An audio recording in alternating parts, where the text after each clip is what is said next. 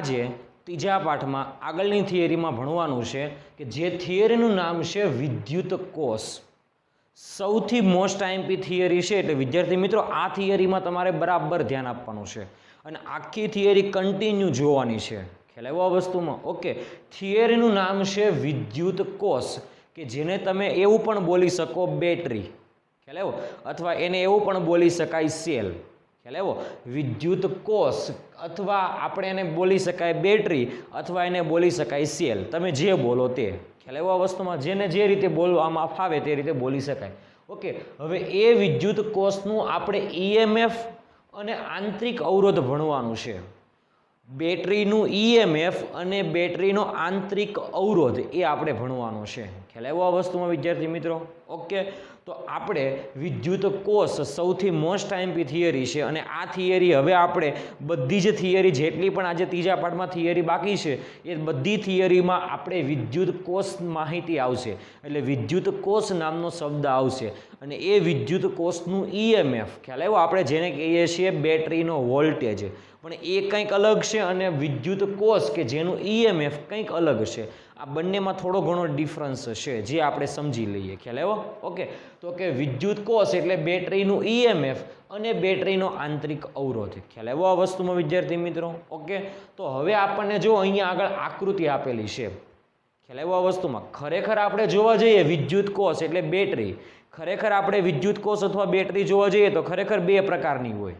ખ્યાલ આવ્યો? કે જે તમે ઘડિયાળમાં, રિમોટ સેલમાં અથવા મોટી મોટી ગાડી હોય, ટ્રક હોય, એમાં પણ બેટરી આવે. પણ એમાં માત્ર ને માત્ર આપણે વાત કરીએ તો કે બે પ્રકારની બેટરીનો ઉપયોગ થાય છે. હમણાં કીધેલું તે પ્રમાણે રિમોટ છે, ઘડિયાળ છે, કોઈ પણ અન્ય કોઈ વસ્તુ છે કે જેમાં ઇલેક્ટ્રોનિક વસ્તુ છે કે જેમાં સાદો સેલ વાપરવામાં આવે. ખ્યાલ આવ્યો? એને કહેવામાં આવે સૂકો કોષ. એટલે કે અહીંયા આગળ વિદ્યુત કોષ છે ને એ ખરેખર બે પ્રકારના છે. એક તો સૂકો કોષ કે ઘડિયાળના સેલ જે છે પેન્સિલ સેલ આવશે. ઓકે. અથવા રિમોટમાં અથવા આપણે કોઈ પણ જગ્યાએ જે સેલનો ઉપયોગ કરીએ છીએ એ સૂકો કોષ કે જેની અંદર કોલસો ભરેલો હોય. ખ્યાલ આવ્યો આ વસ્તુમાં? કાળો પદાર્થ ભૂકો હોય કે જેને કહેવામાં આવે સૂકો કોષ. અને મોટા મોટા ટ્રક છે, વાહનો છે, ગાડી છે, આ બધામાં જે બેટરી હોય કે જે કોષ હોય એમાં રસાયણવાળી બેટરી હોય એટલે એને કહેવામાં આવે રસાયણ કોષ. એટલે યાદ રાખવાનું છે તમારે કે વિદ્યુત કોષ બે પ્રકારના છે, રસાયણ કોષ અને સૂકો કોષ. ખ્યાલ આવ્યો આ વસ્તુમાં વિદ્યાર્થી મિત્રો? ઓકે. હવે આપણે વાત કરીએ વિદ્યુત કોષની રચનાની વાત કરીએ કઈ રીતે હોય તે. ખ્યાલ આવ્યો? કંઈ હોતું નથી વિદ્યુત કોષમાં, માત્ર એક પાત્ર હોય. ખ્યાલ આવ્યો? તમને અહીંયા આગળ આકૃતિમાં દેખાય છે તે પ્રમાણે એક પાત્ર છે. ખ્યાલ આવ્યો? અને એ પાત્રમાં રસાયણ દ્રવ્ય ભરવામાં આવે છે. ખ્યાલ આવ્યો? મહત્વનું જે છે એ આ રસાયણ દ્રવ્ય છે. ઓકે. આ પાત્રની અંદર જે દ્રવ્ય ભરવામાં આવે છે એ દ્રવ્ય વિદ્યુત વિભાજ્ય દ્રાવણ છે. વિદ્યુત વિભાજ્ય દ્રાવણ. ખ્યાલ આવ્યો આ વસ્તુમાં? મતલબમાં આની અંદરથી વિદ્યુતનું વહન થઈ શકે કે તેવા દ્રાવણને ઇલેક્ટ્રોલાઇટ દ્રાવણ પણ કહી શકાય. એટલે વિદ્યુત વિભાજ્ય દ્રાવણ ભરવામાં આવે છે. ખ્યાલ આવ્યો આ વસ્તુમાં? એટલે અહીંયા આગળ જે ગુલાબી કલરના આપણે વાત કરીએ તે પ્રમાણે ગુલાબી ડોટથી જે દર્શાવેલું છે એ વિદ્યુત વિભાજ્ય દ્રાવણ છે. એટલે કે ઇલેક્ટ્રોલાઇટ દ્રાવણ છે. ખ્યાલ આવ્યો આ વસ્તુમાં? ઓકે. એટલે એની અંદર બે આયનો હશે, એક ધન આયન હશે અને એક ઋણ આયન હશે. ક્યાં? તો કે વિદ્યુત વિભાજ્ય દ્રાવણમાં ધન આયન અને ઋણ આયન હશે. ખ્યાલ આવ્યો? હવે આ વિદ્યુત વિભાજ્યવાળા દ્રાવણમાં તમારે બે ધાતુના સળિયા ડૂબાડવાના છે. ખ્યાલ આવ્યો આ વસ્તુમાં? ઓકે. જ્યારે તમે આ વિદ્યુત વિભાજ્ય દ્રાવણમાં ધાતુના સળિયા ડૂબાડો ત્યારે અંદર આ રાસાયણિક પ્રક્રિયા, આ જે રસાયણ ભર્યું એ રસાયણોની અંદર રાસાયણિક પ્રક્રિયાઓ થઈને શું થશે તો કે એમાંથી ધન અને ઋણ આયન છૂટા પડશે. એમાંથી ધન આયન જે સળિયા ઉપર જમા થાય તેને કહેવામાં આવે ધન સળિયો અને ઋણ આયન જે સળિયા ઉપર જમા થાય તેને કહેવામાં આવે ઋણ આયન, કે જેને તમે એનોડ અને કેથોડ તરીકે પણ ઓળખી શકાય છે. ખ્યાલ આવ્યો આ વસ્તુમાં? ઓકે. માની લો કે આની અંદર રાસાયણિક પ્રક્રિયા થઈ. ખાસ યાદ રાખવાનું છે, રાસાયણિક પ્રક્રિયા રાસાયણિક દ્રવ્યમાં થાય. ઓકે. તો આની અંદર રાસાયણિક પ્રક્રિયા થાય અને માની લો કે આ જે ગ્રીન અહીંયા આગળ લીલા રંગનો આપણે જે સળિયો દર્શાવેલો છે એના ઉપર ધન આયન જમા થતું હોવાથી એને આપણે પી કહીએ, પોઝિટિવ. ખ્યાલ આવ્યો આ વસ્તુમાં? માટે આને કહેવામાં આવે ધન ઇલેક્ટ્રોડ. ધન ઇલેક્ટ્રોડ એટલે શું? તો કે રસાયણોમાંથી જે ધન આયન છૂટા પડ્યા એ જે ધાતુના સળિયા ઉપર ગયા એ ધાતુનો સળિયો ધન વિદ્યુત ભારિત થશે કે જેને કહેવામાં આવે ધન ઇલેક્ટ્રોડ કહેવામાં આવે છે. ખ્યાલ આવ્યો?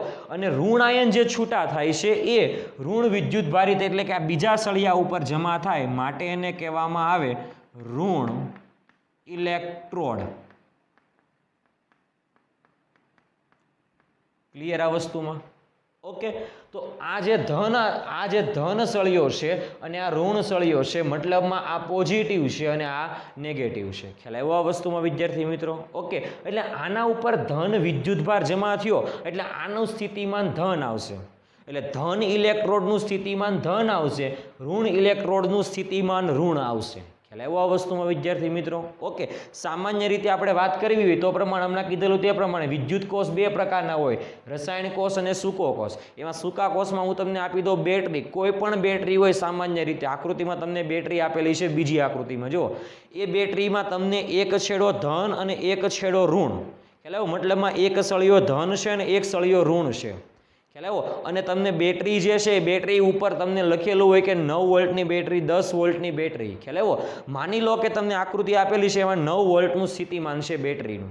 ખ્યાલ આવ્યો? એક સેલ આપેલો છે, સાદો સેલ કે જે તમે રનિંગમાં યુઝ કરો છો તે જ સેલ છે. ઓકે, તો એ સેલમાં 9 વોલ્ટ લખેલું છે તો માની લેવાનું કે એ બંને ધ્રુવો જે છે એ બંને ધ્રુવો વચ્ચે વિદ્યુત સ્થિતિમાનનો તફાવત 9 વોલ્ટ હોય. આપણે કેપેસિટરવાળા પાઠમાં વાત કરેલી કે કેપેસિટરના બે છેડાને એટલે કેપેસિટરની બે પ્લેટને જો બેટરી સાથે જોડીએ તો એક પ્લેટ ધન વિદ્યુત ભારિત થાય અને બીજી પ્લેટ ઋણ વિદ્યુત ભારિત થશે. ખ્યાલ આવ્યો? અને એ બે પ્લેટ વચ્ચેનું સ્થિતિમાન જે છે એ બેટરીના સ્થિતિમાન જેટલું થાય. ત્યારે પણ આપણે બેટરીની વાત કરેલી પણ એ વસ્તુ આપણે ટૂંકમાં વાત કરેલી. ઓકે, ત્યાં પણ આપણે કીધેલું કે બેટરીના બે છેડા હોય, એક ઋણ અને એક ધન. ઓકે, તો બંને છેડા ઉપર સ્થિતિમાન એક સમાન હોય. એકના ઉપર +3 હોય તો બીજા ઉપર -3 હોય. મતલબમાં ઋણ છેડા ઉપર -3 સ્થિતિમાન હોય, ધન છેડા ઉપર પ્લસ સ્થિતિમાન હોય, +3 સ્થિતિમાન હોય. તો બંનેનો સ્થિતિમાનનો તફાવત જોવા જાવ તો 6 વોલ્ટનો થાય. એટલા માટે આપણે કહી શકાય કે 6 વોલ્ટની બેટરી છે. ખ્યાલ આવ્યો? તમને અહીંયા આગળ હમણાં આકૃતિ બતાવેલી, એ આકૃતિમાં 9 વોલ્ટવાળી બેટરી હતી એટલે 9 વોલ્ટવાળો એક વિદ્યુત કોષ હતો, સૂકો કોષ હતો. તો એવું માનવાનું કે એક ઋણ છેડો જે છે અથવા ઋણ સળિયો છે એના ઉપર -4.5 વોલ્ટ જેટલું સ્થિતિમાન હશે અને બીજા ધન એટલે સળિયા ઉપર +4.5 જેટલું સ્થિતિમાન હશે, પરંતુ બંને સળિયા ઉપર સ્થિતિમાન એક સમાન હશે. આ કોન્સેપ્ટ આપણે યાદ રાખવાનો છે.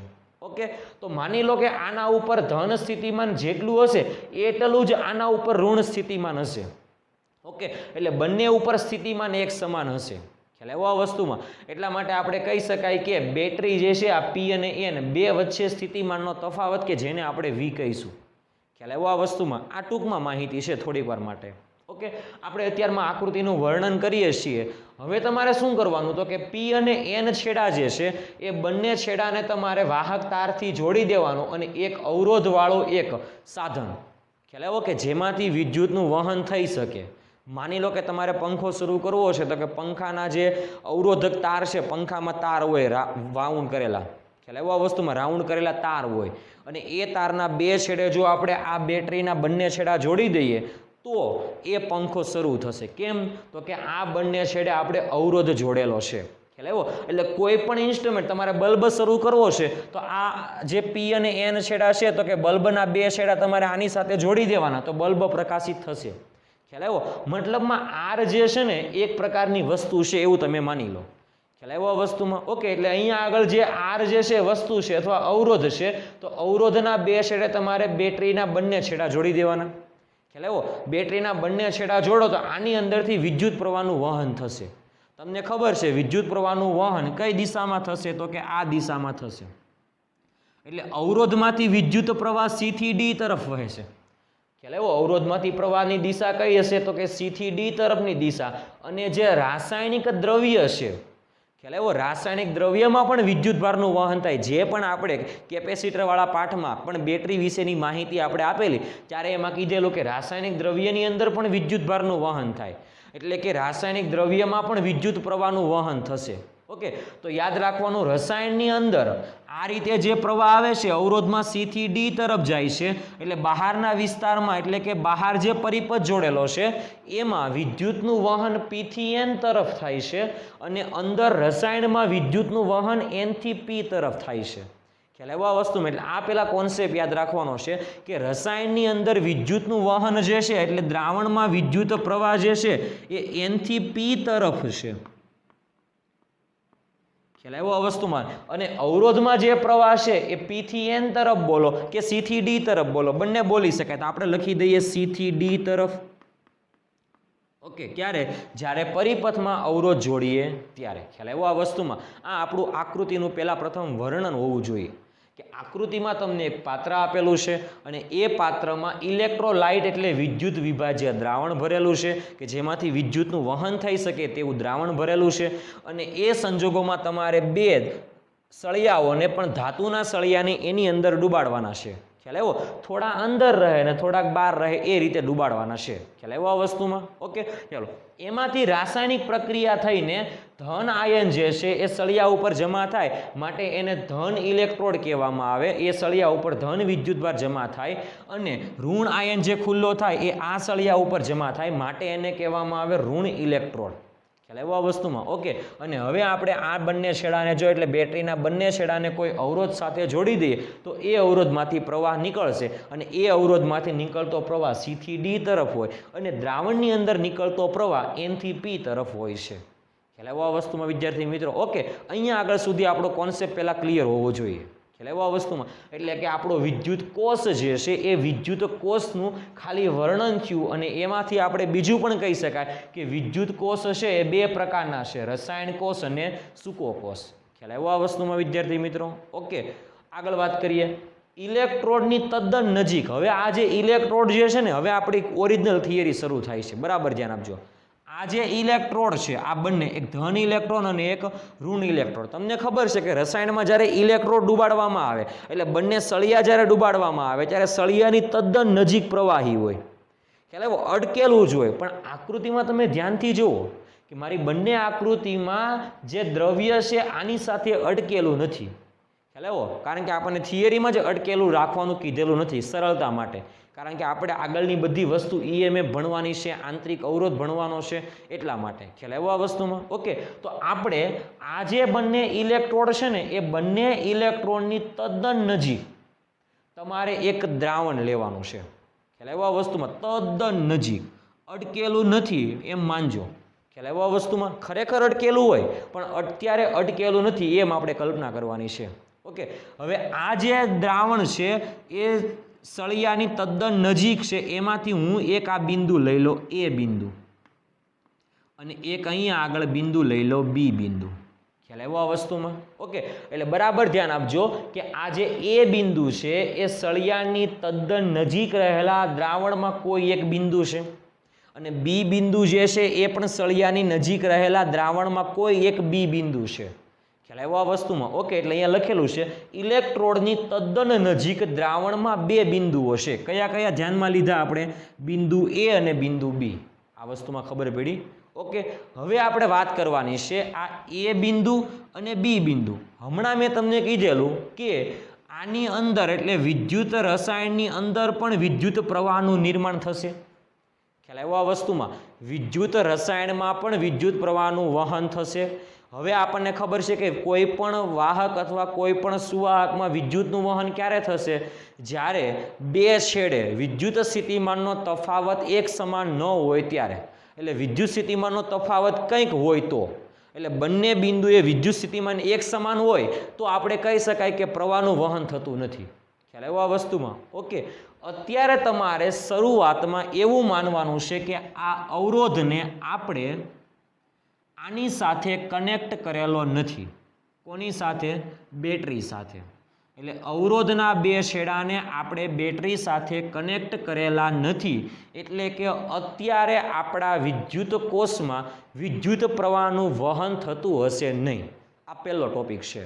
ખ્યાલ આવ્યો? આપણે વિદ્યુત કોષ ભણવાના છે, એમાં ઈએમએફ ભણવાનું છે. તો ઈએમએફ આપણે બે રીતે જ સાબિત કરી શકાય. ઈએમએફની ઓળખાણ આપણે બે રીતે જ આપી શકાય. પહેલાં આપણે વાત કરીએ તે પ્રમાણે કે અવરોધ જે છે એ આ વિદ્યુત કોષ સાથે જોડેલો નથી. એનો મતલબ એવો કે આ વિદ્યુત કોષમાંથી વિદ્યુત પ્રવાહનું નિર્માણ થતું હશે નહીં. ખ્યાલ આવ્યો?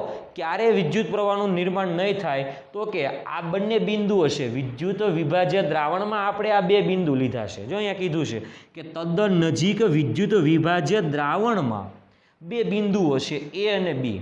ખ્યાલ આવ્યો? હવે વિદ્યુત પ્રવાહનું વહન ક્યારે નહીં થતું હોય? તો કે એ અને બી બિંદુ, આ બંને બિંદુઓ વિદ્યુત સ્થિતિમાનનો તફાવત એક સમાન હોય તો. ખ્યાલ આવ્યો? તો એવું તમારે યાદ રાખવાનું કે આ બિંદુ એ કે જેનું સ્થિતિમાન VA કહી દઈએ અને આ બિંદુ બી કે એનું સ્થિતિમાન VB કહી દઈએ. જો આ બંને સરખા હોય તો આપણે કહી શકાય કે વિદ્યુત વિભાજ્ય દ્રાવણમાંથી વિદ્યુત પ્રવાહનું વહન થશે નહીં. ખ્યાલ આવ્યો આ વસ્તુમાં વિદ્યાર્થી મિત્રો? ઓકે, તો આવા સંજોગોમાં ક્યારે? તો કે વિદ્યુત પ્રવાહનું નિર્માણ થતું નથી એ સંજોગોમાં આપણે આ જે સળિયા છે એ સળિયા એટલે બેટરીના બે ધ્રુવો, એક ધન ધ્રુવ અને એક ઋણ ધ્રુવ, આ બંને ધ્રુવો પાસે વિદ્યુત સ્થિતિમાનનો તફાવત આપણે મેળવવાનો છે. ખ્યાલ આવ્યો આ વસ્તુમાં? ક્યારે? તો કે જ્યારે વિદ્યુત કોષમાંથી વિદ્યુત પ્રવાહનું વહન થતું નથી ત્યારે. ખ્યાલ આવ્યો આ વસ્તુમાં? ઓકે, એટલે આગળનો મુદ્દો એ થશે કે જ્યારે વિદ્યુતનું વહન ન થાય એટલે VA = VB, એટલે લખું જો કે જો પરિપથમાં પ્રવાહ વહેતો ન હોય એટલે કે I = 0 હોય ત્યારે શું કહી શકાય? એ બિંદુએ સ્થિતિમાન અને બી બિંદુએ સ્થિતિમાન એક સમાન છે. ખ્યાલ આવ્યો આ વસ્તુમાં?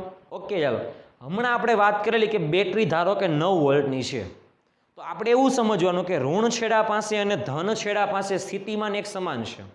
9 વોલ્ટનું જો આપણને તમને 9 વોલ્ટની બેટરી આપી હોય તો એક છેડા ઉપર -4.5 વોલ્ટનું સ્થિતિમાન હોય ઋણ છેડા પર અને ધન છેડા ઉપર +4.5 વોલ્ટનું સ્થિતિમાન હોય. ખ્યાલ આવ્યો આ વસ્તુમાં? ઓકે, તો એવી જ રીતે માની લો કે અહીંયા આગળ P અને N છે, એટલે ધન છેડો છે અને ઋણ છેડો છે. ઓકે, તો ધન છેડા પાસે વિદ્યુત સ્થિતિમાન આપણે કહી દઈએ V+ હશે. આ ધન છેડા પાસે વિદ્યુત સ્થિતિમાન આપણે કહી દઈએ V+, એટલે સ્થિતિમાન ધન છે, અને ઋણ છેડા પાસે સ્થિતિમાન ઋણ છે કે જેને આપણે કહી દઈએ આગળ માઇનસ. ખ્યાલ આવ્યો? આ V+ નો મતલબ શું? તો કે ધન છેડા પાસે સ્થિતિમાન. અહીંયા આગળ V- નો મતલબ શું? તો કે ઋણ છેડા પાસે સ્થિતિમાન. પરંતુ અહીંયા આગળ +V નો મતલબ શું? તો કે ધન છેડા પાસે સ્થિતિમાન ધન છે. અહીંયા આગળ -V નો મતલબ શું? ઋણ છેડા પાસે સ્થિતિમાન ઋણ છે. ખ્યાલ આવ્યો આ વસ્તુમાં વિદ્યાર્થી મિત્રો? ઓકે, હવે આપણે આ વાક્ય લખવાનું છે V(P - V)A, એટલે કે આ વિદ્યુત વિભાજ્ય દ્રાવણમાં આપણે જે એ બિંદુ લીધું ને, તો એ બિંદુની સાપેક્ષે આ જે સળિયા પર જે છે એનું સ્થિતિમાન. આનો મતલબ એવો થાય કે એ બિંદુ એની સાપેક્ષે P બિંદુનું સ્થિતિમાન, એટલે V(P) એટલે શું છે? તો કે ધન સળિયાનું સ્થિતિમાન, અને V(A) એટલે શું છે? તો કે આપણે ઇલેક્ટ્રોડની તદ્દન નજીક દ્રાવણમાં એક બિંદુ A અને બીજું બિંદુ B. ખ્યાલ આવ્યો? તો V(A) એટલે શું કહી શકાય? તો કે ઇલેક્ટ્રોડની તદ્દન નજીક દ્રાવણમાં બિંદુ A ની સાપેક્ષે, દ્રાવણમાં બિંદુ A પર રહેલા સ્થિતિમાનની સાપેક્ષે ધન એટલે V(P) બિંદુનું સ્થિતિમાન. ખ્યાલ આવ્યો આ વસ્તુમાં વિદ્યાર્થી મિત્રો? એટલે આને કહેવાય V(P - V)A. ખ્યાલ આવ્યો? આની સાપેક્ષે આ ધન ઇલેક્ટ્રોડનું સ્થિતિમાન જે છે એને આપણે +V કહીએ છીએ. જ્યારે અહીંયા જ હમણાં વાત કરેલી કે આ જે ધન સળિયો છે એનું સ્થિતિમાન પ્લસ હોય અને ઋણ સળિયો છે એનું સ્થિતિમાન માઇનસ હોય. ખ્યાલ આવ્યો?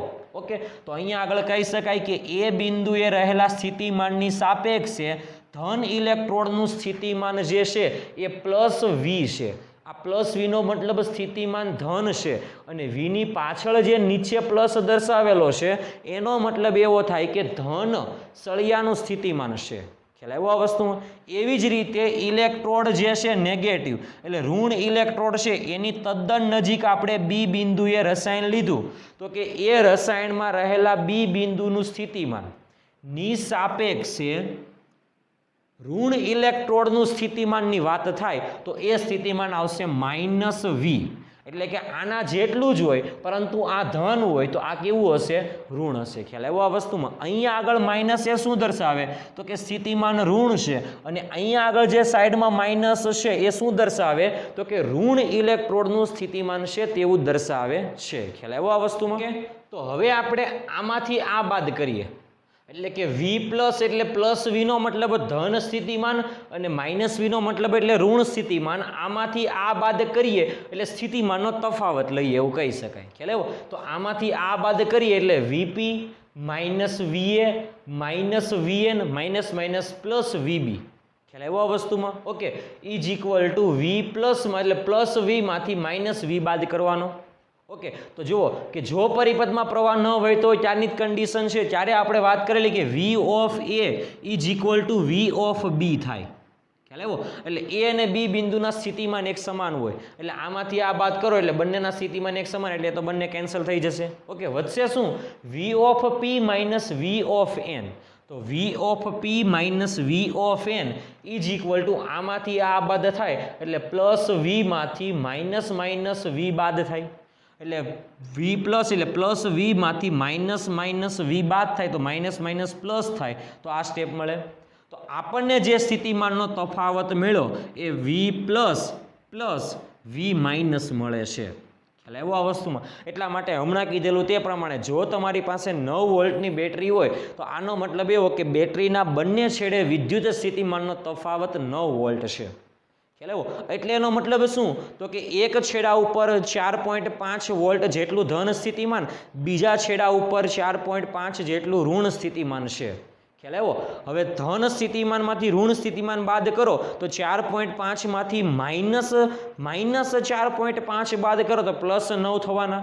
ખ્યાલ આવ્યો આ વસ્તુમાં? એટલે આ એનો મતલબ એ જ છે કે ધન સ્થિતિમાનમાંથી ઋણ સ્થિતિમાન બાદ કર્યું તો એ મેળવું આપણને સ્થિતિમાનનો તફાવત કે જેને કહેવામાં આવે EMF E, કે જેની સંજ્ઞા છે E દર્શાવવામાં આવે છે. ખાસ યાદ રાખજો, EMF E છે. EMF એટલે કે એનું આખું નામ છે ઇલેક્ટ્રોમોટિવ ફોર્સ, વિદ્યુત ચાલક બળ. ખરેખર આ બળ નથી. આ ઇલેક્ટ્રોમોટિવ ફોર્સ એટલે શું છે? તો કે જ્યારે બેટરીમાંથી પ્રવાહ વહેતો નથી ત્યારે બેટરીના બે ધ્રુવો વચ્ચે વિદ્યુત સ્થિતિમાનના તફાવતને જ બેટરીનું EMF કહેવામાં આવે છે. જ્યારે આ બધી વસ્તુઓની વાત કરવામાં ન આવેલી, એટલે આ બધું આપણે શોધાયું ન હતું, ત્યારે આ બંનેના સ્થિતિમાનના તફાવતને EMF વડે પણ દર્શાવી શકતા હતા. એટલે ત્યારે આપણે બે બેટરીના છેડા વચ્ચે સ્થિતિમાનનો તફાવત છે ને એને આપણે EMF વડે દર્શાવતા હતા. એટલા માટે કહી શકાય કે V plus plus V minus, એટલે કે સળિયા જે છે બેટરીના બે ધન અને ઋણ એ બંને સળિયાના સ્થિતિમાનનો તફાવતને કહેવામાં આવે બેટરીનું EMF, કે જેનું આખું ફૂલ ફોર્મ છે ઇલેક્ટ્રોમોટિવ ફોર્સ. ગુજરાતીમાં એને MCQમાં પણ લખવામાં આવશે વિદ્યુત ચાલક બળ. ખ્યાલ આવ્યો આ વસ્તુમાં? એટલે આ વસ્તુ યાદ રાખજો કે સ્મોલ e ને કહેવામાં આવે બેટરીનું EMF. ખ્યાલ આવ્યો? કે જે હંમેશા ધન હોય, હમણાં કીધેલું તે પ્રમાણે E ગ્રેટર ધેન 0. કેમ? તો કે એકનું સ્થિતિમાન 4.5 પ્લસ અને બીજાનું સ્થિતિમાન માઇનસ 4.5, તો બંનેનો સરવાળો કરો તો પ્લસ 9 આવવાનો છે. એટલે એ સ્થિતિમાનનો તફાવત તો હંમેશા કેવો હશે? ધન જ હશે. એટલે યાદ રાખવાનું કે બેટરીનું જે સ્થિતિમાન હશે એ બેટરીનું સ્થિતિમાન હંમેશા ધન હશે, એટલે ગ્રેટર ધેન 0 હશે, એટલે 0 કરતાં મોટું હશે. ખ્યાલ આવ્યો આ વસ્તુમાં વિદ્યાર્થી મિત્રો? ઓકે, આ બધી વસ્તુની વાત આપણે ક્યારે કરેલી? તો કે જ્યારે પરિપથમાં અવરોધ જોડેલો ન હોય, એટલે કે પરિપથમાં વિદ્યુત પ્રવાહનું વહન થતું ન હોય ત્યારની વાત હતી આ. ખ્યાલ આવ્યો? એમાં પણ આપણે ખાસ યાદ રાખવાનું છે કે વિદ્યુત કોષ એટલે બેટરી જે છે, સેલ કયો તો સેલ, બેટરી કયો તો બેટરી, જે બોલો તે. ઓકે, તો વિદ્યુત કોષ કે જેનું EMF કોને કહેવાય તેના વિશેની વાત હતી. ખ્યાલ આવ્યો આ વસ્તુમાં? ઓકે, એટલે કે V plus plus V minus, sorry V plus plus V minus, આનો મતલબ એવો થાય કે બંને છેડે સ્થિતિમાનના તફાવતને બેટરીનું EMF કહેવામાં આવે છે. ખ્યાલ આવ્યો આ વસ્તુમાં? સ્થિતિમાન એટલે આપણે બીજા પાઠની શરૂઆતમાં વાત કરેલી. સ્થિતિમાન એટલે શું? તો એકમ ધન વિદ્યુત ભારને વિદ્યુત ક્ષેત્રની વિરુદ્ધમાં કરવા પડતા કાર્યને, મતલબ આપણે ટૂંકમાં બોલવું હોય, સ્થિતિમાન એટલે એકમ ધન વિદ્યુત ભાર પર કરવું પડતું કાર્ય કે જેને કહેવામાં આવે સ્થિતિમાન. ઓકે, તો અહીંયા આગળ EMF ને પણ સ્થિતિમાન જ કહેવાય. એટલે ઈએમએફનો એકમ વોલ્ટ આવશે. એટલે ખાસ યાદ રાખજો, અહીંયા આગળ જે બેટરીનું ઈએમએફ જે મળ્યું એ ઈએમએફનો એકમ આવશે વોલ્ટ. ખ્યાલ આવ્યો? અથવા એકમ ધન વિદ્યુતભાર પર કરવું પડતું કાર્ય એટલે કાર્યના છેદમાં વિદ્યુતભાર, કાર્યનો એકમ જૂલ અને વિદ્યુતભારનો એકમ કુલમ, તો જૂલ પર કુલમ પણ કહી શકાય. જેની માહિતી વૈજ્ઞાનિક વોલ્ટાએ આપેલી એની યાદમાં આપણે એનો એકમ વોલ્ટ રાખીએ છીએ. ખ્યાલ આવ્યો? એટલે વિદ્યુત સ્થિતિમાનના તફાવતનો એકમ પણ વોલ્ટ. અહીંયા આગળ આપણને બેટરીનું ઈએમએફ કે જેને ઈ કહેવાય એનો એકમ પણ વોલ્ટ, અથવા બીજો એકમ લખવો હોય તો જૂલ પર કુલમ લખાય. જૂલ એટલે ન્યૂટન ઇન્ટુ મીટર, તો આનો ત્રીજો એકમ થશે ન્યૂટન મીટર પર કુલમ. એટલે ઈએમએફના 3 એકમ થશે. જે વિદ્યુત સ્થિતિમાનના 3 એકમ હતા એ જ બેઠે બેઠા ઈએમએફના એકમ થશે. ઈએમએફના 3 એકમ છે. ફરીથી બોલું છું, સામાન્ય રીતે આપણે વોલ્ટ વડે દર્શાવાય, વોલ્ટને બીજું જૂલ પર કુલમ પણ કહી શકાય, અને ત્રીજું ન્યૂટન ઇન્ટુ મીટર કે જેને જૂલ કહેવાય, તો જૂલની જગ્યાએ ન્યૂટન ઇન્ટુ મીટર મૂકો તો ન્યૂટન મીટર પર કુલમ એ પણ ઈએમએફનો એકમ થશે. ખ્યાલ આવ્યો આ વસ્તુમાં? એટલે ઈએમએફનો એકમ પહેલા ખાસ યાદ રાખવાનો છે આપણે. ઓકે, હવે આપણે વાત કરીએ કે જ્યારે પરિપથમાં અવરોધ જોડવામાં આવે ત્યારે. હમણાં કીધેલું તે પ્રમાણે પરિપથમાં જ્યારે અવરોધ જોડવામાં આવે એટલે આને આપણે કનેક્ટ કરી દઈએ. ઓકે, એટલે પરિપથમાં જ્યારે અવરોધ જોડવામાં આવે ત્યારે વિદ્યુત પ્રવાહનું નિર્માણ થશે અને એ વિદ્યુત પ્રવાહ જે છે આ રીતે વહન થશે. એટલે કહી શકાય કે અવરોધ જે છે એ અવરોધમાંથી વિદ્યુત પ્રવાહ C થી D તરફ ગતિ કરશે અને દ્રાવણમાં વિદ્યુત પ્રવાહ N થી P તરફ ગતિ કરશે. ખ્યાલ આવ્યો? એટલે અહીંયા આગળ આપણે વાક્ય લખી જ નાખેલું છે કે હવે પરિપથમાં અવરોધ જોડીએ તો અવરોધમાંથી પ્રવાહ પસાર થાય એ C થી D તરફ થાય છે અને દ્રાવણમાં જે પ્રવાહ પસાર થાય એ N થી P તરફ પ્રવાહ પસાર થાય છે. ખ્યાલ આવ્યો આ વસ્તુમાં વિદ્યાર્થી મિત્રો? ઓકે, તો હવે આપણે જે અગત્યની વાત કરવાની છે એ વાત હવે કરીએ. ખરેખર જો આપણે ઈએમએફ સમજવું હોય, ઇલેક્ટ્રોમોટિવ ફોર્સ, એટલે ઈએમએફ એટલે શું? તો કે આ જે બેટરી છે ને, બેટરીની અંદર રસાયણ ભરેલું છે. હવે એ રસાયણમાંથી વિદ્યુતનું વહન થાય. અને જ્યાં વિદ્યુતનું વહન થાય તો ત્યાં વિદ્યુતના વહનનો વિરોધ કરતું જે પરિબળ હોય જેને આપણે અવરોધ કહીએ. તારમાં પણ એવું જ હતું. માની લો કે આ તાર છે, આ તારમાંથી વિદ્યુત પ્રવાહનું વહન થાય છે, તો આ તારમાં વિદ્યુત પ્રવાહનું વહનને અવરોધતું પરિબળ કે જેને આપણે કહેવામાં આવે અવરોધ. ખ્યાલ આવ્યો? કે જેને કહેવામાં આવે અવરોધક તાર. સેમ એવી જ રીતે આ દ્રાવણ છે, આ દ્રાવણમાં પણ વિદ્યુતનું વહન થાય છે. ધ્યાન આપજો બરાબર. આ દ્રાવણમાં પણ I જેટલા વિદ્યુત પ્રવાહનું વહન થાય છે. ખ્યાલ આવ્યો આ વસ્તુમાં? ઓકે, તો A અને B બિંદુ, આ જે બે બિંદુ છે એ બંને બિંદુ વચ્ચેનો સ્થિતિમાનનો તફાવત, એ બંને બિંદુ વચ્ચે સ્થિતિમાન જો સમાન હોય તો પ્રવાહનું વહન નહીં થાય. તો એવું પણ કહી શકાય કે સર્કિટ જે છે એ ઓપન કન્ડિશનમાં છે. ખ્યાલ આવ્યો? ખરેખર સર્કિટ બે કન્ડિશનમાં હોય, ઓપન સર્કિટ કન્ડિશન અને close circuit condition. Open circuit condition એટલે શું? તો કે પરિપથ ખુલ્લો છે, અને ક્લોઝ સર્કિટ કન્ડિશન એટલે પરિપથ બંધ છે. ઓપન સર્કિટ કન્ડિશનમાં પરિપથમાંથી પ્રવાહનું વહન નહીં થાય અને ક્લોઝ સર્કિટ કન્ડિશનમાં પ્રવાહનું વહન થઈ શકશે. ખ્યાલ આવ્યો આ વસ્તુમાં? ઓકે, આની પહેલાં આપણે વાત કરેલી કે સર્કિટ ખુલ્લી હતી. ખ્યાલ આવ્યો? એટલે ઓપન હતી. સર્કિટ ઓપન હતી એટલા માટે પ્રવાહનું વહન થતું ન હતું. શા માટે? તો એનું કારણ હતું કે આ બંને બિંદુ છે ને દ્રાવણમાં, A અને B, એ બંને બિંદુના સ્થિતિમાન એક સમાન હતા. ખ્યાલ આવ્યો આ વસ્તુમાં? અને બંને બિંદુના સ્થિતિમાન એક સમાન હોવાને કારણે V of A is equal two V of B આપણે લખતા હતા. ખ્યાલ આવ્યો આ વસ્તુમાં? ઓકે, પરંતુ જો આ દ્રાવણમાંથી પ્રવાહનું વહન થાય તો V of A is equal two V of B કહી શકાશે નહીં. ખ્યાલ આવ્યો? વિદ્યુત સ્થિતિમાનનું વહન ક્યાંથી ક્યાં થાય? તો વધારે સ્થિતિમાનથી ઓછા સ્થિતિમાન તરફ થશે. એટલે આપણે કહી શકાય કે આ બંનેના સ્થિતિમાન એક સમાન હશે નહીં. ખ્યાલ આવ્યો? તો આ બંને જે છે, આ બંનેના સ્થિતિમાનનો તફાવત કેટલો હશે? તો આપણે કોઈ પણ બે બિંદુએ વિદ્યુત સ્થિતિમાનનો તફાવત, માની લો કે આ અવરોધના બે છેડે વિદ્યુત સ્થિતિમાનનો તફાવત આપણે નક્કી કરવો તો ઓહમના નિયમ ઉપરથી નક્કી કરતા હતા. ખ્યાલ આવ્યો? V is equal two IR. તો એવી જ રીતે આપણે આ બે બિંદુ છે, A બિંદુ અને B બિંદુ, એ બંને બિંદુ વચ્ચે સ્થિતિમાનનો તફાવત જો એક સરખો હશે, સ્થિતિમાન એક સરખું હશે તો એવું કહી શકાય પ્રવાહનું વહન થશે નહીં. પણ સ્થિતિમાન જો અલગ અલગ હશે તો પ્રવાહનું વહન થશે. તો આ બંને બિંદુએ સ્થિતિમાનનો તફાવત કેટલો હશે? તો V is equal two I into small r હશે. ખ્યાલ આવ્યો? તો આ બંને બિંદુ વચ્ચે વિદ્યુત સ્થિતિમાનનો તફાવત જો આપણે લખવો હોય તો V = લખી શકાય I × સ્મોલ r, જ્યાં સ્મોલ r ને કહેવામાં આવે વિદ્યુત રસાયણ એટલે કે વિદ્યુત કોષનો આંતરિક અવરોધ કહેવાય. ખ્યાલ આવ્યો? આપણને ખબર છે જેમાંથી વિદ્યુત પ્રવાહનું વહન થાય એ પ્રવાહનું વહનને અવરોધતું કંઈક થોડુંક પરિબળ હશે. તો અહીંયા આગળ એ પરિબળ કોણ છે? તો કે રસાયણ. રસાયણ જે છે એ એક પ્રકારનું અવરોધ જ છે. ઓકે, તો એ રસાયણનો અવરોધ છે સ્મોલ r. તો યાદ રાખવાનું છે કે રસાયણ જે છે એ રસાયણ ક્યારે? તો કે વિદ્યુત કોષ એટલે કે બેટરીની અંદર હોય છે. ખ્યાલ આવ્યો? અને બેટરીની અંદર જે રસાયણ હોય એ રસાયણનો અવરોધ છે કે જેને આપણે હવે સ્મોલ r વડે દર્શાવીશું. તો જ્યાં સ્મોલ r ને કહેવામાં આવે રસાયણ બોલાય અથવા વિદ્યુત કોષ બોલાય અથવા બેટરી બોલાય, એ બધાનો આંતરિક અવરોધ. એટલે સ્મોલ r જે છે એને કહેવામાં આવે બેટરીનો આંતરિક અવરોધ.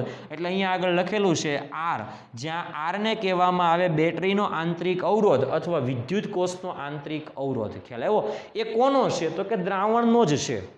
ખ્યાલ આવ્યો આ વસ્તુમાં વિદ્યાર્થી મિત્રો? ઓકે, હવે આપણે એવું માની લો કે અહીંયા આગળ પરિપથમાં જે અવરોધ જોડેલો છે એ અવરોધનું મૂલ્ય બહુ જ વધારે છે, એટલે અવરોધ ઇન્ફાઇનાઇટ છે.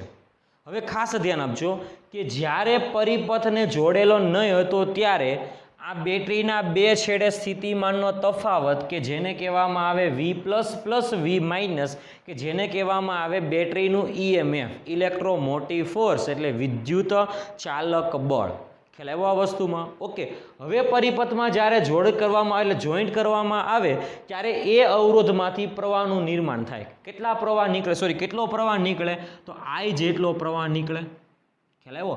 એટલે અવરોધ જે છે એ અવરોધમાંથી I જેટલા પ્રવાહનું વહન થાય. એટલે અવરોધના બે છેડે વોલ્ટેજ કેટલો હશે? ઓહમના નિયમ પરથી અવરોધના બે છેડે વોલ્ટેજ હશે V = IR. ખ્યાલ આવ્યો? હમણાં કીધેલું તે પ્રમાણે તમે એવું માની લો કે R = ઇન્ફાઇનાઇટ છે, તો V = IR પરથી R = ઇન્ફાઇનાઇટ હોય તો I = વોલ્ટેજ અપોન અવરોધ. તો અવરોધ ઇન્ફાઇનાઇટ હોય તો I = કેટલા મળે? 0 મળે. એ તો આપણને ખબર છે કે જ્યારે પરિપથમાં અવરોધ બહુ જ વધારે હોય ત્યારે પરિપથમાં પ્રવાહનું વહન થતું નથી. તો આપણે એવું પણ બોલી શકાય અહીંયા આગળ જે રીતે ઓપન સર્કિટ કન્ડિશનની વાત કરેલી કે જ્યારે પરિપથમાં પ્રવાહ ન હોય ત્યારે. ખ્યાલ આવ્યો? તો ઓપન સર્કિટ કન્ડિશન હોય તો પણ એ વસ્તુ બોલી શકાય. અને જ્યારે પરિપથમાં બાહ્ય જે અવરોધ જે છે આ બાહ્ય અવરોધ કહેવાય અને આ વિદ્યુત કોષનો આંતરિક અવરોધ કહેવાય. ખ્યાલ આવ્યો આ વસ્તુમાં? ઓકે, તો આ જે બાહ્ય અવરોધ છે એ બાહ્ય અવરોધનું મૂલ્ય જો બહુ જ વધારે હોય, ખ્યાલ આવ્યો આ વસ્તુમાં, ત્યારે બેટરીનું EMF V = E જેટલું થાય. બે કન્ડિશનમાં તમે ગમે તે બોલી શકો. બાહ્ય અવરોધ બહુ વધારે હોય ત્યારે પણ પ્રવાહ 0 હોય, અને બીજી વસ્તુ A અને B બિંદુ વચ્ચે સ્થિતિમાન એક સમાન હોય ત્યારે પણ પ્રવાહ 0 હોય. અને એવું પણ બોલી શકાય સર્કિટ જ્યારે ઓપન કન્ડિશન સર્કિટમાં હોય ત્યારે. ખ્યાલ આવ્યો? સર્કિટ ખુલ્લી હોય ત્યારે પ્રવાહ 0 હોય ત્યારે પણ એવું બોલી શકાય. તો ત્રણેય માટે સરખું જ છે. ખ્યાલ આવ્યો આ વસ્તુમાં? તો આપણે કહી શકાય કે જ્યારે પરિપથમાંથી પ્રવાહ પસાર થતો ન હોય એટલે I = 0 હોય. ક્યારે? તો કે I = 0 બે રીતે હોઈ શકે. પહેલું, જ્યારે અવરોધ તો બહુ વધારે હોય ત્યારે, અને બીજું તો કે આપણે કહી શકાય કે A અને B બિંદુ, આ જે બે બિંદુ છે એ બંને બિંદુના સ્થિતિમાન જો એક સમાન હોય ત્યારે પણ આપણે આવું કહી શકાશે. ખ્યાલ આવ્યો આ વસ્તુમાં? ઓકે, તો I = 0 હોય ત્યારે. ઓકે, આપણે હવે નવી વસ્તુ બોલવાની છે. ત્યારે આ બે એટલે સળિયા જે છે બેટરીના બે ધ્રુવો, તો બેટરીના બે ધ્રુવો વચ્ચે વિદ્યુત સ્થિતિમાનનો તફાવત કેટલો થાય એ આપણે હવે આ રીતે બોલી શકાય કે આ બંને છેડા વચ્ચે વિદ્યુત સ્થિતિમાનનો તફાવત આપણે V કહી દઈએ. ખ્યાલ આવ્યો આ વસ્તુમાં? તો V = કેટલો થશે? તો કે આ P અને A એટલે આ બંને બિંદુ વચ્ચે વિદ્યુત સ્થિતિમાનનો તફાવત પ્લસ આ બે બિંદુ વચ્ચે વિદ્યુત સ્થિતિમાનનો તફાવત પ્લસ આ બે બિંદુ વચ્ચે વિદ્યુત સ્થિતિમાનનો તફાવત. ખ્યાલ આવ્યો?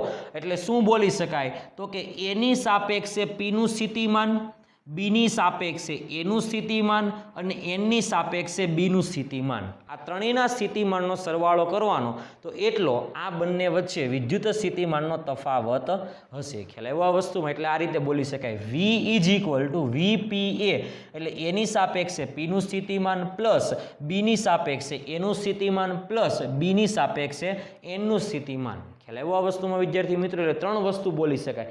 એની સાપેક્ષે પીનું, બીની સાપેક્ષે એનું, બીની સાપેક્ષે એનનું. ખ્યાલ આવ્યો આ વસ્તુમાં? ઓકે, તો આ દ્રવ્યની સાપેક્ષે ધ્રુવનું સ્થિતિમાન, દ્રવ્યની સાપેક્ષે ધ્રુવનું સ્થિતિમાન તો પ્લસ છે, દ્રવ્યની સાપેક્ષે ધ્રુવનું સ્થિતિમાન તો આટલું છે, આની સાપેક્ષે આનું સ્થિતિમાન જો સમાન હોય તો સ્થિતિમાનનો તફાવત 0 આવે.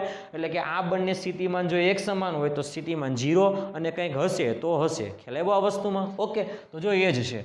એની સાપેક્ષે પીનું સ્થિતિમાન V પ્લસ, અહીંયા આગળ પ્રવાહ 0 છે, એનો મતલબ એવો કે કાં તો આ બંનેના સ્થિતિમાન એક સમાન છે, કાં તો અવરોધ અનંત છે. બંને કન્ડિશનમાં પ્રવાહ 0, એટલે એવું કહી શકાય કે આ બંને સમાન સ્થિતિમાને હશે. ખ્યાલ આવ્યો? એટલે એનો સ્થિતિમાનનો તફાવત કેટલો? 0. અને VNB કે જેને કહેવામાં આવે V માઇનસ, તો એ બંનેનો સરવાળો V plus plus V minus, એટલે એને કહેવામાં આવે E. તો V is equal to E. તો ખુલ્લા પરિપથ માટે આપણે કહી શકાય કે બેટરીનું વિદ્યુત સ્થિતિમાન એ EMF જેટલું છે. ખ્યાલ આવ્યો આ વસ્તુમાં? ઓકે, તો V બરાબર કહી શકાય E. ક્યારે? તો પ્રવાહ જ્યારે વહેતો ન હોય ત્યારે. એ તો આપણે હમણાં વાત કરેલી.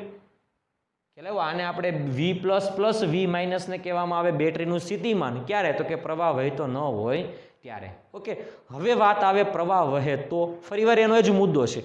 પ્રવાહ વહે તો IR જેટલો પ્રવાહ વહેશે, એટલે કે આ બંનેનું સ્થિતિમાનનો તફાવત જે હશે એ ટોટલ ઘટી જશે. ખ્યાલ આવ્યો આ વસ્તુમાં? એટલે વાત કરીએ તે પ્રમાણે આ બંને જે છે એ બંનેના સ્થિતિમાનનો તફાવત જો બંનેનો સ્થિતિમાન જો એક સમાન હોય તો પ્રવાહનું વહન નહીં થાય, પણ પ્રવાહનું વહન થશે તો બંનેના સ્થિતિમાનનો તફાવત કેટલો હશે? IR જેટલો હશે. અવરોધ હોવાને કારણે એમાંથી એટલું સ્થિતિમાન બાદ થશે, માટે લખ્યું. પરંતુ પરિપથમાંથી જો I જેટલો પ્રવાહ વહેતો હોય તો V is equal to E માંથી IR બાદ થાય. ખ્યાલ આવ્યો? આ E એટલે બેટરીમાંથી પ્રવાહ વહેતો નથી ત્યારે બેટરીનું EMF કે જેને કહેવાય ઇલેક્ટ્રોમોટિવ ફોર્સ. આ સમીકરણ તમારે યાદ રાખવાનું છે કે V બરાબર E માઇનસ IR ક્યારે આવે? તો કે V બરાબર E ક્યારે આવે? જ્યારે પ્રવાહ 0. અહીંયા I બરાબર 0 મૂકો તો આખું 0 થઈ ગયું. I બરાબર હોય તો અવરોધ તો હંમેશા હોવાનો જ. બેટરી જે હશે, બેટરીમાં રસાયણ ભરેલું હશે તો એની અંદર અવરોધ તો હશે જ. ખ્યાલ આવ્યો? પરંતુ જો પ્રવાહ 0 હશે તો આખી વેલ્યુ 0 થઈ જશે, અને આખી વેલ્યુ 0 થાય એટલે કહી શકાય V બરાબર E. એટલે પ્રવાહ જ્યારે પસાર ન થાય એટલે I બરાબર 0 હોય એટલે ખુલ્લા પરિપથ માટે V બરાબર E કહેવાય. પરંતુ પરિપથ જો બંધ હોય એટલે ક્લોઝ સર્કિટ કન્ડિશન હોય ત્યારે કહી શકાય કે બેટરીની અંદર જે આંતરિક અવરોધ હશે એને કારણે જે સ્થિતિમાનનો તફાવત હશે એટલો બાદ થશે. એટલે આપણું સૂત્ર બનશે V બરાબર E માઇનસ IR. આ માઇનસનો મતલબ શું થાય? બરાબર યાદ રાખજો કે સ્થિતિમાન જે છે એ પહેલાં હતું એના કરતાં થોડુંક ઘટશે. ખ્યાલ આવ્યો આ વસ્તુમાં વિદ્યાર્થી મિત્રો? ઓકે, તો આ IR જેટલું સ્થિતિમાન ઘટશે તો જ્યાં R ને કહેવામાં આવે કોષનો આંતરિક અવરોધ. ઓકે, તો V બરાબર E માઇનસ IR માં જે ડાબી બાજુ V છે ને એને કહેવામાં આવે બેટરીનો ટર્મિનલ વોલ્ટેજ, એટલે અંતિમ વોલ્ટેજ. ખ્યાલ આવ્યો આ વસ્તુમાં વિદ્યાર્થી મિત્રો? ઓકે, માની લો કે તમારી પાસે શરૂઆતમાં V બરાબર E છે. ઓકે, અને સર્કિટ જ્યારે પરિપથ પૂર્ણ થાય અને સર્કિટમાંથી પ્રવાહનું વહન થશે. ખ્યાલ આવ્યો? ત્યાર પછી તમે જોશો થોડા સમય બાદ, ત્યારે થોડા સમય બાદ બેટરીના અંતિમ છેડે એટલે અંતમાં બેટરીના બંને છેડે ટર્મિનલ વોલ્ટેજ જે હશે એ E જેટલો નહીં હોય પણ E માંથી IR જેટલું બાદ થાય. મતલબમાં આંતરિક અવરોધ અને પ્રવાહના ગુણાકાર જેટલો બાદ થાય ત્યારબાદ એટલું સ્થિતિમાન વધે, એટલે સ્થિતિમાન શું થશે? ઘટશે. ખ્યાલ આવ્યો? કે જેને આપણે કહીએ છીએ બેટરી ડિસ્ચાર્જ થાય છે. ખ્યાલ આવ્યો આ વસ્તુમાં? એટલા માટે યાદ રાખવાનું કે જ્યારે બેટરી ડિસ્ચાર્જ થાય ત્યારે તેનો વોલ્ટેજ કેટલો હશે? V બરાબર E માઇનસ IR જેટલો હશે. I એટલે પ્રવાહ અને R એટલે અવરોધ. આંતરિક અવરોધ એ ક્યારેય બદલાશે નહીં, બેટરીનું EMF પણ ક્યારેય બદલાશે નહીં. એટલે આ સમીકરણમાં V બરાબર E માઇનસ IR સમીકરણમાં E અને R, E એટલે બેટરીનું EMF અને R એટલે આંતરિક અવરોધ ક્યારે બદલાશે નહીં. ખ્યાલ આવ્યો આ વસ્તુમાં? ઓકે, બેટરીનું EMF ક્યારે નક્કી થશે? તો કે જ્યારે રાસાયણિક દ્રવ્ય ભરી દો ત્યારે આ છેડા ઉપર ધન બધા આયનો જમા થાય, આના ઉપર ઋણ આયન જમા થાય, એટલે ધન આયનનું સ્થિતિમાન ધન બનશે, ઋણ આયનનું સ્થિતિમાન ઋણ બનશે. એ બંનેનો તફાવત કે જેને કહેવાય બેટરીનું EMF એ ક્યારે બદલાશે નહીં, खास याद राखजो रासायनिक प्रक्रिया थाय ओके परिपथमांथी प्रवाह पसार थाय परंतु बेटरीना ईएमएफ में कोई फरक पड़े नहीं। बेटरीनुं ईएमएफ एटले इलेक्ट्रोमोटिव फोर्स तो होय एनुं ए ज रहेशे। ख्याल आव्यो आ वस्तुमां? ओके तो इलेक्ट्रोमोटिव फोर्स एटले बेटरीनुं ईएमएफ पण नहीं बदलाय अने अंदर जे रासायनिक द्रव्य भर्युं ए रासायनिक द्रव्यनो अवरोध पण क्यारे बदलाशे नहीं। एटले V बराबर E माइनस IR में E अने R क्यारे बदलाशे नहीं। ओके तो आवा संजोगोमां आपणे कही शकाय के बेटरीनुं जे छे ए डिस्चार्ज थाय छे एटले कोष जे छे ए कही शकाय के कोष डिस्चार्ज थाय छे। ख्याल आव्यो? तो याद राखवानुं के ज्यारे कोष डिस्चार्ज थाय त्यारे अहींया आगळ माइनस आवशे एटले V बराबर E माइनस IR अने ए कोषने जो आपणे चार्ज करवो होय तो आपणे अहींया आगळ V बराबर E प्लस IR उमेरवुं पड़शे। ख्याल आव्यो आ वस्तुमां? ओके परंतु अहींया आगळ तमारे एटલું જ યાદ રાખવાનું છે કે કોષ અત્યારે ડિસ્ચાર્જ થાય છે। ओके तो सूत्र आवशे V बराबर E माइनस IR अने V एटले बेटरीना अंतमां टर्मिनल वोल्टेज। ख्याल आव्यो आ वस्तुमां? ओके चलो हवे आपणे वात करेली ते प्रमाणे के ज्यारे बेटरीमां आ जे आंतरिक अवरोध छे IR ख्याल आव्यो अने बेटरीमां I जेटलो प्रवाह वहन थाय ने अवरोधमांथी प्रवाह निकळे छे अने फरीवार अहींया आवे छे अने आखी प्रक्रिया शरू थाय छे एटले कोष धीरे धीरे धीरे धीरे डिस्चार्ज थशे। ओके एटले सामेवाळा पदमां एटले डाबी बाजू जे पद छे एमां V छे के जेने कहेवाय टर्मिनल वोल्टेज।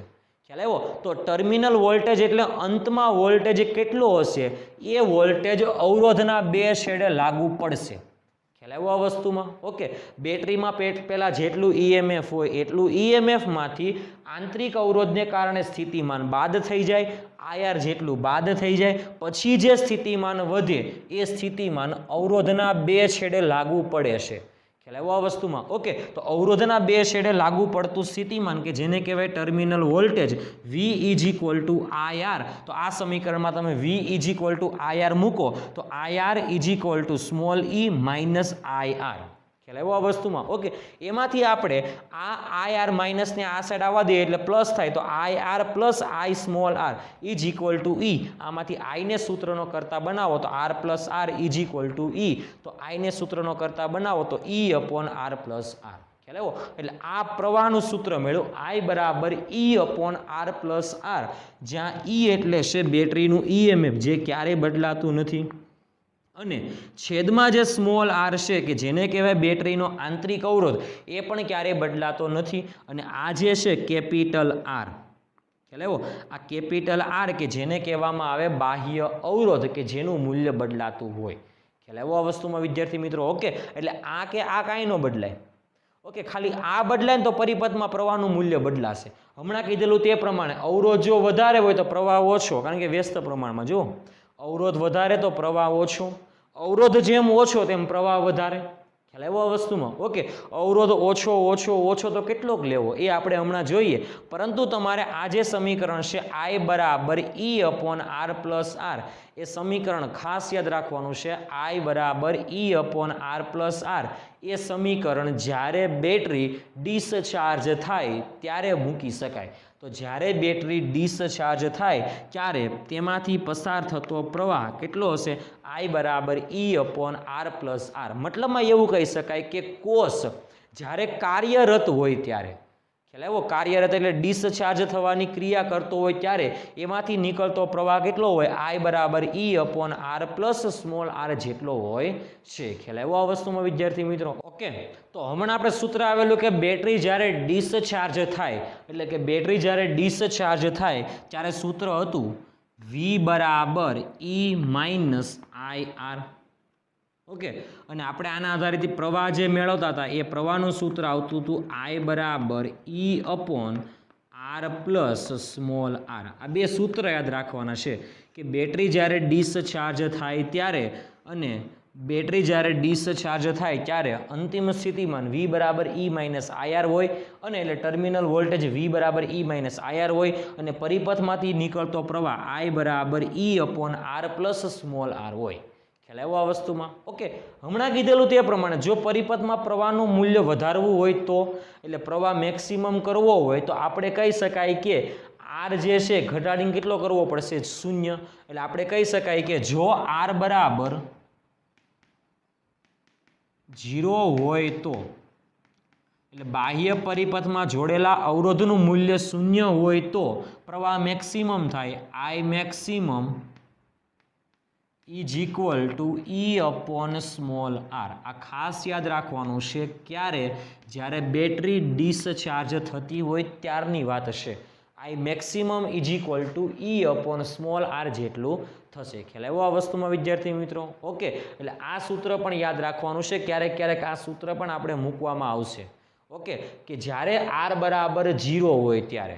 ઓકે, તો આર બરાબર 0 હોય ત્યારે પરિપથ જે છે પરિપથમાં પ્રવાહ મેક્સિમમ હોય અને એ મેક્સિમમ પ્રવાહ કેટલો હોય તો કે બેટરીના EMF ભાગ્યા બેટરીના અવરોધ જેટલો હોય છે. બેટરીનો આંતરિક અવરોધ જેટલું હોય છે એટલે એના ગુણોત્તર જેટલો હોય છે. ખ્યાલ આવ્યો આ વસ્તુમાં વિદ્યાર્થી મિત્રો? ઓકે, જ્યારે ક્યારેક બેટરી ડિસ્ચાર્જ થાય ત્યારે. ઓકે, હવે આપણે વધારાની વાત કરવી હોય JEE નીટમાં પણ આવી શકે છે એટલે ખાસ યાદ રાખજો. નીટમાં વધારાની માહિતીની જો આપણે વાત કરવી હોય તો અહીંયા આગળ આપણે વાત કરેલી કે બેટરી ડિસ્ચાર્જ થાય ત્યારે. તો આમાં જો આપણે વધારે વાત કરવી હોય તો જ્યારે બેટરી ચાર્જ થાય ત્યારે. ઓકે, ચાલો, બેટરી જ્યારે ચાર્જ થાય ખ્યાલ આવ્યો ત્યારે આપણે બાહ્ય ડીસી પરિપથ દ્વારા બાહ્ય ડીસી વોલ્ટેજ દ્વારા આપણે આને ચાર્જ કરવો પડે. ઓકે, તો માની લો કે આપણે ખાલી રફ આકૃતિ દોરીએ. માની લો કે આ કોષ કે જેને આપણે ચાર્જ કરવો છે. ઓકે, આની અંદર રાસાયણિક દ્રવ્ય ભરેલું છે. ઓકે, એની અંદર 2 ઇલેક્ટ્રોડ દુબાડેલા છે. ઓકે, અને આની સાથે આપણે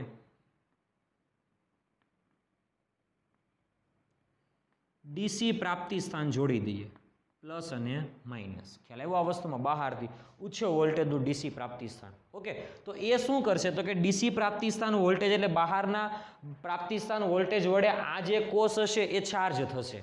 ખ્યાલ આવ્યો આ વસ્તુમાં? ઓકે, અને એ ચાર્જિંગ દ્વારા એ ચાર્જ થાય એટલે અંતમાં એનું સ્થિતિમાન થાય V બરાબર E plus I small r જેટલું. કેમ તો કે જ્યારે તમે આને જ્યારે બાહ્ય બેટરી વડે આને જોડો એટલે કે 220 વોલ્ટની બેટરી સાથે જોડો એટલે પ્રવાહ આ દિશામાં વહે. એટલે યાદ રાખવાનું છે તમારે કે જ્યારે બેટરી ડિસ્ચાર્જ થાય એટલે વોલ્ટેજ ઘટતા હોય ત્યારે આપણે કહી શકાય કે આમાં પ્રવાહ આ દિશામાં વહે છે. ખ્યાલ આવ્યો? અને બેટરી જ્યારે ચાર્જ થાય ત્યારે પ્રવાહ આ દિશામાં વહેતો હોય. ખ્યાલ આવ્યો આ વસ્તુમાં? ઓકે, તો અહીંયા આગળ આપણે IR જેટલું સ્થિતિમાન ઘટે એવું બોલતા હતા. તો અહીંયા આગળ પહેલા V બરાબર E, પહેલા E જેટલું સ્થિતિમાન હોય અને એમાં જ્યારે ચાર્જ થાય ત્યારે IR જેટલું સ્થિતિમાન ઉમેરાય. કારણ કે આમાં પ્રવાહ આ દિશામાં હતો એટલે માઇનસ કરેલો, ડિસ્ચાર્જ થતું હતું. અહીંયા આગળ પ્રવાહ આ દિશામાં છે એટલે પ્લસ થાય તો પ્લસ IR જેટલું સ્થિતિમાન એની અંદર એની અંદર ચાર્જ થાય છે. ખ્યાલ આવ્યો આ વસ્તુમાં વિદ્યાર્થી મિત્રો? ઓકે, જો તમે ડાયરેક્ટ આવું કરશો ખ્યાલ આવ્યો એટલે બહુ મોટા વોલ્ટેજ વાળો પ્રવાહ આની અંદર હોય છે એટલે આ તો બળી જવાની શક્યતા છે. એટલે તમારો જે સેલ હશે સેલ તાત્કાલિક બળી જશે. ખ્યાલ આવ્યો? એટલા માટે આપણે શું કરવાનું કે અહીંયા આગળ તમારે એક નાનો એવો સ્મોલ થોડોક એટલે કે અમુક મૂલ્યનો બાહ્ય અવરોધ ઉમેરી દેવાનો. ખ્યાલ આવ્યો? પરિપથમાં ગમે ત્યાં બહાર કોઈ આર મૂલ્યનો બાહ્ય અવરોધ ઉમેરી દેવાનો જેને લીધે મોટા ભાગનો પ્રવાહ આની અંદર જતો રહે અને થોડોક જ પ્રવાહ ચાર્જ થવામાં આની અંદર જતો રહે. ખ્યાલ આવ્યો આ વસ્તુમાં વિદ્યાર્થી મિત્રો? ઓકે, એટલે અહીંયા આગળ આપણે બાહ્ય અવરોધ જોડવો પડે માટે એનું સ્થિતિમાન આપણે આની અંદર એડ કરવું પડે. IR જેટલું સ્થિતિમાન એડ થાય. હવે તમે અહીંયા V માઇનસ E કરો તો અહીંયા આગળ વધે I small r plus I capital R. તો V minus E is equal two I ને કોમન લો તો R પ્લસ કેપિટલ R. તો I ને સૂત્રનો કરતા બનાવો તો V minus E upon R plus small r થશે. ખ્યાલ આવ્યો આ વસ્તુમાં? એટલે આ જ્યારે બેટરીમાં ચાર્જિંગની પ્રક્રિયા થતી હોય ત્યારની વાત છે. આ ખાલી ઓનલી ફોર સૂત્ર યાદ રાખવાના છે આપણે, જે આપણે આગળ MCQ ગણશું એમાં જરૂર પડશે કે બેટરી જ્યારે ડિસ્ચાર્જ થાય ત્યારે વોલ્ટેજ V બરાબર E માઇનસ IR. બેટરી જ્યારે ચાર્જ થાય ત્યારે વોલ્ટેજ V બરાબર E પ્લસ IR. હમણાં કીધેલું તે પ્રમાણે બેટરી ચાર્જ થાય ત્યારે વોલ્ટેજ આવે V બરાબર E પ્લસ IR. ખ્યાલ આવ્યો? બેટરી જ્યારે ડિસ્ચાર્જ થતી હોય ત્યારે તેમાંથી પ્રવાહ I બરાબર E upon R plus small r આવે અને અહીંયા આગળ આવશે I બરાબર V માઇનસ E. એટલે અહીંયા આગળ લગાડેલો વોલ્ટેજ એટલે અહીંયા આગળ લગાડેલું સ્થિતિમાન એટલે બાહ્ય બેટરીનું સ્થિતિમાનમાંથી EMF બાદ કરવાનું upon R plus small r, એટલે આ સૂત્ર પણ યાદ રાખવાનું. જ્યારે બેટરી એટલે કોષ ચાર્જ થાય ત્યારે પ્રવાહ છે I બરાબર V minus E upon R plus R, અને ડિસ્ચાર્જ થાય ત્યારે પ્રવાહ છે I બરાબર E upon R plus small r.